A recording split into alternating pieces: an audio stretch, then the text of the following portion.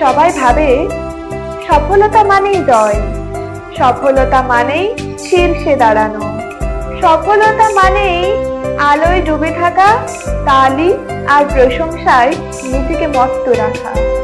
কিন্তু জীবন তো কোনো মঞ্চ নয়, জীবন এক দীর্ঘ যুদ্ধ, যেখানে জেতার মানে সব সময় সামনে এগোনো নয়, অনেক সময় পেছনে গিয়ে নিজের ভাঙা অংশগুলোকে জোড়া লাগানোর নামে জয়।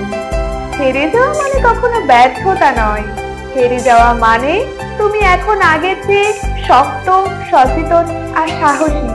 হেরে যাওয়া মানে একটা নীরব উপলব্ধি, কারণ সফলতা কখনো বাহবা দিয়ে আসে না, সফলতা আসে চোখের নিচের কালি দিয়ে, আঙুলের ঘামে ভেজা কাগজে লেখা অসমাপ্ত চেষ্টাগুলোর মধ্য দিয়ে।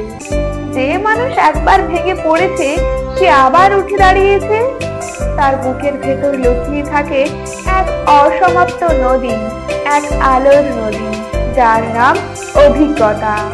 তুমি যদি পড়ে যাও তাহলে তুমি জানো ভূমি তোমাকে নিচে নামায়নি, বরং ভূমি তোমাকে শিখাচ্ছে কিভাবে মাটির থেকেই ডানা মেলে নীল আকাশে উঠতে হয়।